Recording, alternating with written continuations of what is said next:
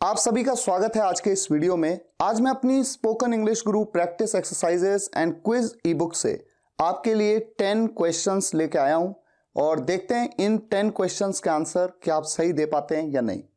तो आइए बिना टाइम वेस्ट किए शुरुआत करते हैं। देखिए पहला क्वेश्चन आपके सामने है, काश वो मेरा मतलब समझ पाता। काश वो मेरा मतलब समझ पाता। इस सेंटेंस को आप बना सकते हैं? जरा सोचिए, मैं आपको 15 सेकेंड्स का टाइम दे रहा हूं।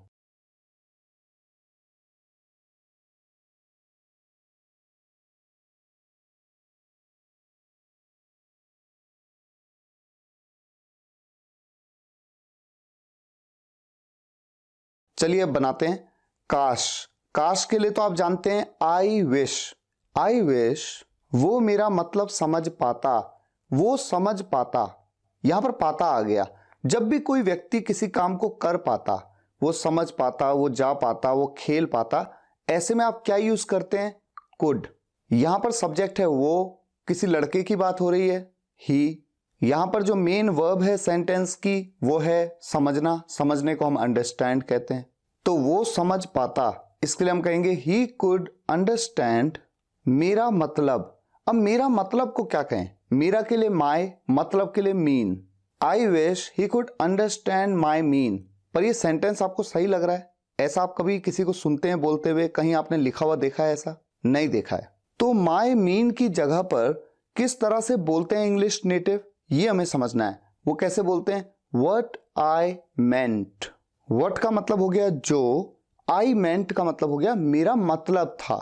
मतलब था बोला, इसीलिए पास्ट में बात हुई तो मीन की सेकंड फॉर्म मेंट का यूज किया गया। तो सही मायने में ये जो पूरा सेंटेंस है ये इसी तरह से बनना चाहिए, I wish he could understand what I meant. Sentence है कौन जाता है। इस सेंटेंस को आपको ट्रांसलेट करना है। ये lesson number 10 all tenses in English से लिया गया है। 15 सेकेंड स्टार्ट होते हैं आपके।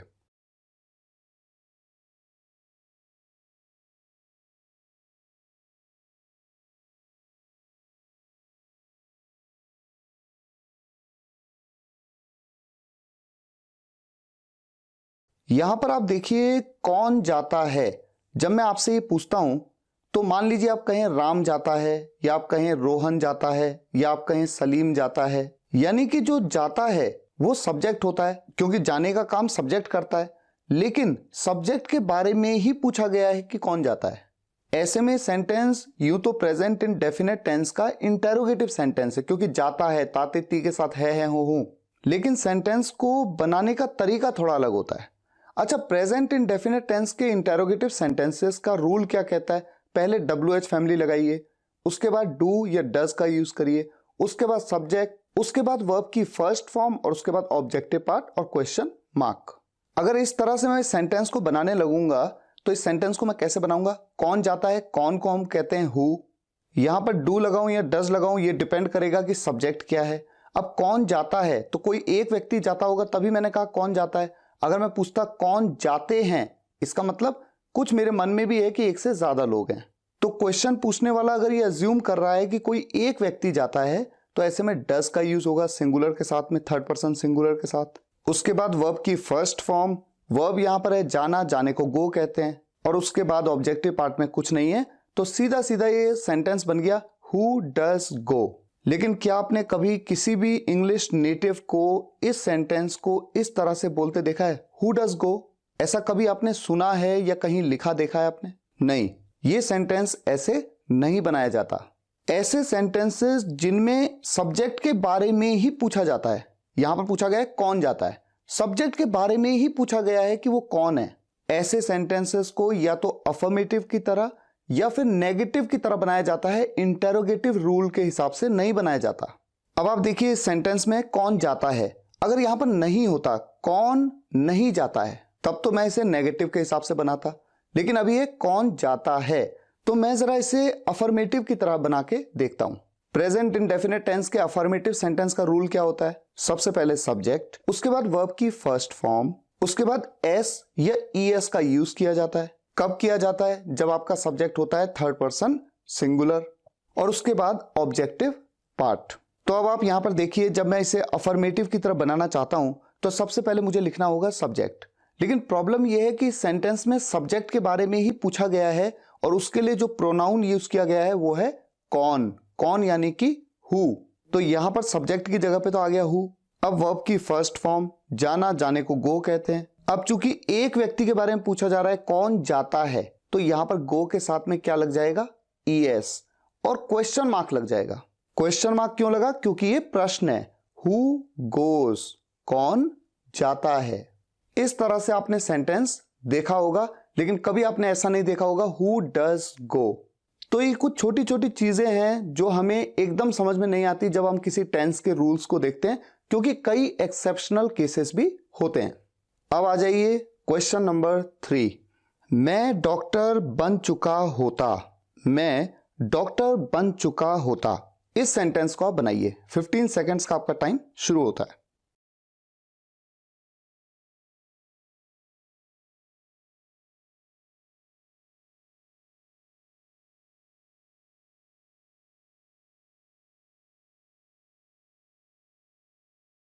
यहां पर आ रहा है चुका होता।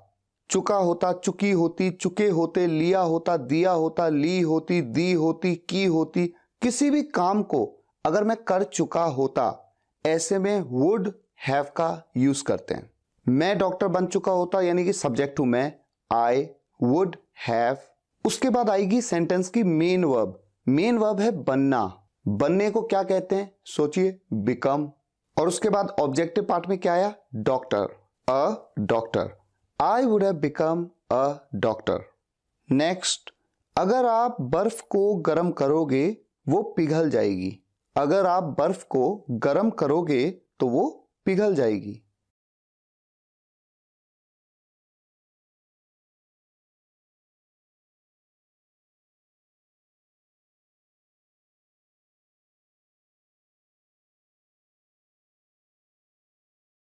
यहां पर देखिए, अगर आप बर्फ को गर्म करोगे, गागेगी आ गया, तो वो पिघल जाएगी, गागेगी आ गया। तो कई स्टूडेंट्स क्या करेंगे, किस तरह से बनाएंगे, अगर के लिए आप कह देंगे इफ आप बर्फ को गर्म करोगे, यू विल हीट आइस, तो वो पिघल जाएगी। तो के लिए देन, वो पिघल जाएगी, पिघलने को मेल्ट कहते हैं। गागेगी आ रहा है, फ्यूचर का मान लिया, इट विल मेल्ट। यहां पर आप इट कह दें चाहे दैट कह दें, सेंस बिल्कुल सेम आएगा। लेकिन इस सेंटेंस में एक मिस्टेक है। मिस्टेक ये है कि जब भी आप कभी इफ का क्लॉज देखें, जैसा कि आप यहां पर देख रहे हैं कि इफ का पूरा क्लॉज क्या है, if you will heat ice. ऐसे में आपको हमेशा ध्यान रखना है कि जो इफ का क्लॉज है, अगर उस क्लॉज से आगे वाला क्लॉज ऑलरेडी विल के साथ बन रहा है, यानी कि फ्यूचर में बात हो रही है, तो जो इफ के साथ वाला क्लॉज है उसमें विल का यूज आप नहीं करेंगे, बल्कि उसको प्रेजेंट इनडेफिनिट टेंस की तरह आप बनाएंगे। If you heat ice. Hindi में तो मैंने ऐसा ही कहा कि अगर आप बर्फ को गर्म करोगे, लेकिन जब इंग्लिश में बनाएंगे तो प्रेजेंट इनडेफिनिट टेंस की तरह बनाएंगे इफ वाले क्लॉज को। ऐसा इसलिए हो रहा है क्योंकि ये सेंटेंस कंडीशनल सेंटेंस टाइप 1 का सेंटेंस है, और ऐसे सेंटेंसेस में जो पहला क्लॉज है इफ वाला, वो प्रेजेंट इनडेफिनिट टेंस की तरह, और जो दूसरा वाला क्लॉज है वो फ्यूचर इनडेफिनिट टेंस या फ्यूचर कंटिन्यूअस टेंस की तरह बनता है। नेक्स्ट, मुझे 2 घंटे लगे। ऐसा सेंटेंस बोलने की जरूरत आपको पड़ती है। जैसे किसी ने आपसे पूछा कि आपको ऑफिस जाने में उस दिन कितने घंटे लगे, ट्रैफिक बहुत ज्यादा था, तो आप कह सकते हैं मुझे 2 घंटे लगे। इस बात को इंग्लिश में आप कैसे बोलेंगे, 15 सेकेंड्स में सोचिए।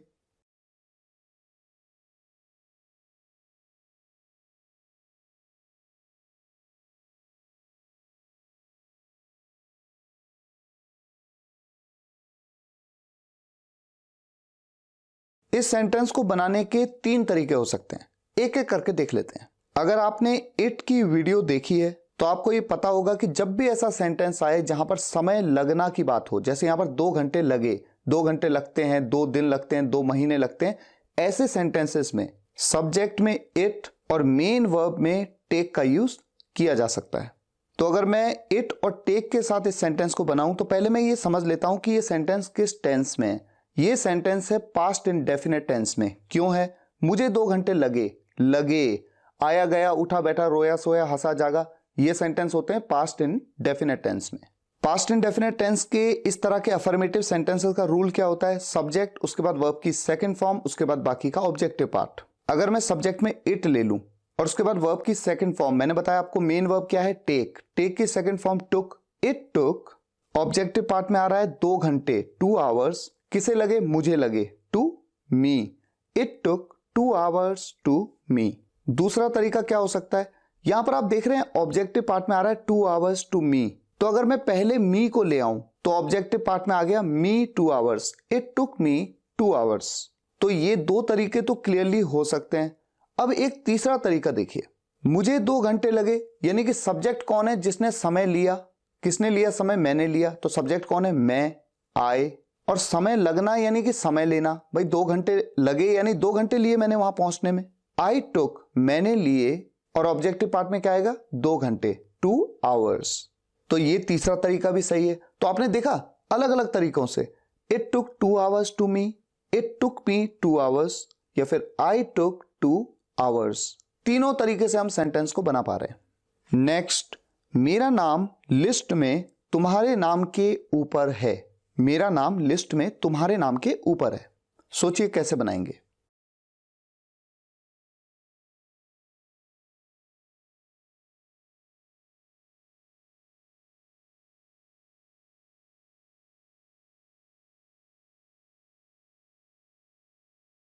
यहां पर आप देख रहे हैं मेरा नाम, माय नेम, तुम्हारा नाम, योर नेम, लिस्ट में, इन द लिस्ट। ये सब चीजें तो बिल्कुल क्लियर हैं, लेकिन मेन पॉइंट ये है कि ऊपर के लिए मैं क्या कहूं? अबव कह दूं, अप कह दूं, ऑन कह दूं, अपॉन कह दूं, ऑन टू कह दूं, ओवर कह दूं, मैं क्या कहूं? तो ये बात मैंने आपको प्रेपोजिशंस के वीडियो में समझाई है कि जब भी किसी का नाम या कोई भी वर्ड या कोई भी सेंटेंस किसी सेंटेंस के ऊपर है, किसी बुक में, किसी लिस्ट में, कहीं पे भी, ऐसे में आपको यूज करना होता है above. My name is above your name in the list. My name is above your name in the list. Next, Sanjana के बगल में कोई नहीं था। संजना के बगल में कोई नहीं था। बनाइए इस सेंटेंस को।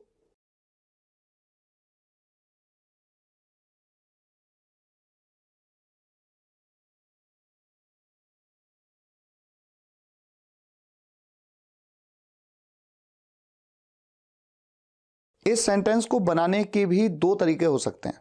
कोई नहीं, नो वन, था, वॉज, संजना के बगल में। बगल में को हम क्या कहते हैं? नेक्स्ट टू कह सकते हैं, बिसाइड कह सकते हैं, या फिर एडजेसेंट कह सकते हैं। तो मान लीजिए मैं यहां पर नेक्स्ट टू कह देता हूं, next to Sanjana. Nobody was next to Sanjana. ऐसा कहने से ये सेंटेंस क्लियर है, दूसरे व्यक्ति को समझ में भी आ जाएगा। लेकिन इस सेंटेंस को एडवांस लेवल पे, थोड़ा एडवांस इंग्लिश में, या इंग्लिश नेटिव कैसे बोलते हैं, वो यहां पर या तो देयर का यूज कर देंगे। Nobody was there next to Sanjana. अब देखिए, देयर का मतलब जनरली हम सब जानते हैं वहां। यहां पर कहीं वहां नहीं आ रहा है, लेकिन फिर भी देयर का यूज हो गया। ऐसा क्यों हो रहा है? क्योंकि देयर के वीडियो में मैंने आपको कुछ बताया था, जो अगर आपको याद हो तो आप इस सेंटेंस को देयर के साथ पहले बना के देखिए। मान लीजिए सेंटेंस होता कोई नहीं था, बस इतना, सिर्फ इतना, कोई नहीं था। तो कोई नहीं, इसको तो हम नो वन कहते हैं। अगर मैं मान लूं कि नो वन यहां पर सब्जेक्ट है, तो ऑब्जेक्ट तो कुछ है ही नहीं, तो मेरा सेंटेंस तो सिर्फ इतना हो जाएगा, नो वन वॉज। लेकिन इंग्लिश नेटिव क्या करते हैं, यहां पर जब वो देखते हैं कि ऑब्जेक्ट में कुछ नहीं है, तो वो देयर का यूज कर लेते हैं, नो वन वॉज देयर। या फिर वो क्या करते हैं, नो वन को ऑब्जेक्ट बना देते हैं और देयर को सब्जेक्ट बना देते हैं, कह देते हैं देयर वॉज नो वन। तो कोई नहीं था, सिर्फ इतनी बात अगर कहनी हो तो देयर वाज नो वन या नो वन वाज देयर। इन 2 तरीकों से वो बोलते हैं। अब अगर मैं इसके साथ ऐड कर दूं संजना के बगल में, तो नेक्स्ट टू संजना। ऐसे में ये 2 सेंटेंस क्या बन गए? No one was there next to Sanjana, या there was no one next to Sanjana. तो आपने देखा यहां पर 3 अलग अलग तरीकों से सेंटेंस को बनाया गया, लेकिन देयर के साथ जो 2 सेंटेंसेस बनाए गए, इसी तरह से इंग्लिश नेटिव भी बोलते हैं। नेक्स्ट, आपके सामने एक सेंटेंस है वर्क हार्ड। इसका मतलब होता है मेहनत करो। ये सेंटेंस एक्टिव वॉइस में है। इस सेंटेंस को आपको पैसिव वॉइस में चेंज करना है।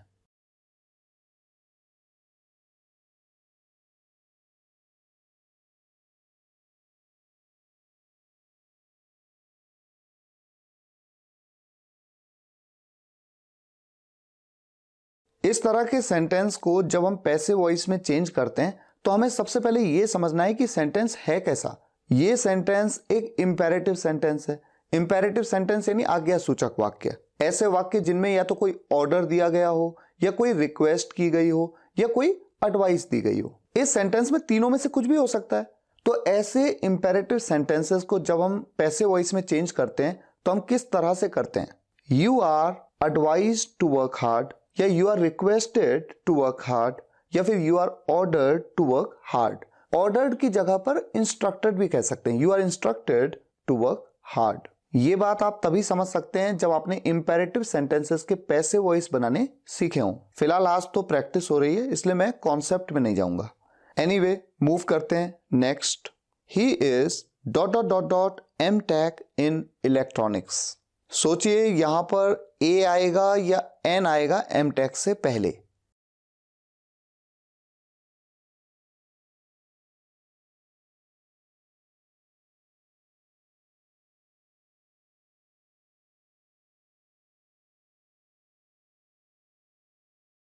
आप तो जानते हैं कि ए कब आता है?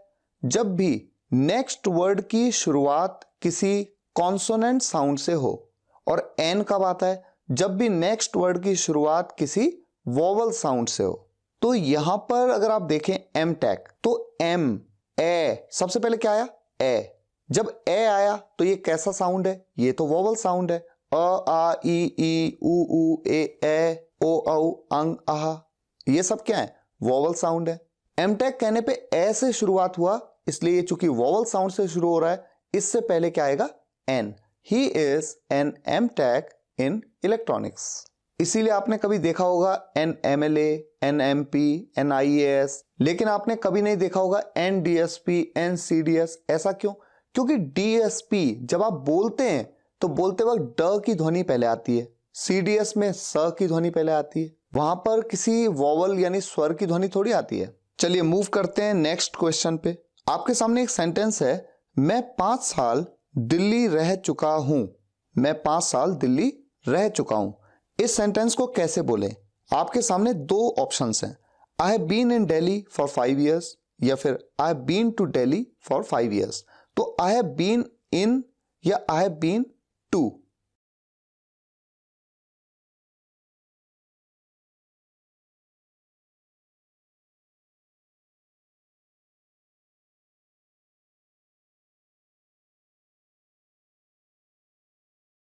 अगर आपको ध्यान हो तो मैंने डाउट क्लियरिंग सेशन की एक वीडियो में आपको बीन इन और बीन टू इसका डिफरेंस बताया था।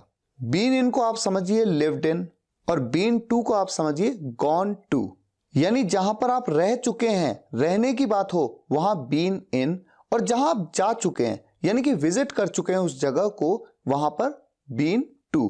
तो मैंने इस सेंटेंस में क्या बोला? मैं 5 साल दिल्ली रह चुका हूं, यानी रहने की बात हो रही है। रहने की बात हो रही है तो जैसे लिव्ड इन आप कह सकते हैं, उसी तरह से आप लिव्ड की जगह बीन कह सकते हैं। तो यहां पर क्या आएगा? Been in. तो पहला वाला ऑप्शन सही है, I have been in Delhi for 5 years। अब आप इस वीडियो के कमेंट्स में मुझे बताइए कि आपके कितने मार्क्स आए, यानी कितने क्वेश्चंस के आंसर्स आपके सही हो पाए। Guys, practice exercises and quizzes E book मैंने रिसेंटली आपके लिए लॉन्च की है, जिसमें बेसिक टू एडवांस सभी टॉपिक्स की प्रैक्टिस एक्सरसाइजेस अवेलेबल हैं। अगर आप भी इस ई बुक को लेना चाहते हैं तो वीडियो के डिस्क्रिप्शन में मैंने लिंक दिया है, आप वहां से ले सकते हैं। फिलहाल आज के लिए यहीं तक। मुझे उम्मीद है आपको ये वीडियो लेक्चर पसंद आया होगा। पसंद आया हो तो लाइक और शेयर जरूर करिएगा, और कमेंट्स में बताइएगा कैसा लगा। Thank you so much for watching this video guys. फिर मुलाकात होगी नेक्स्ट वीडियो लेक्चर में, तब तक के लिए टेक केयर, गुड बाय।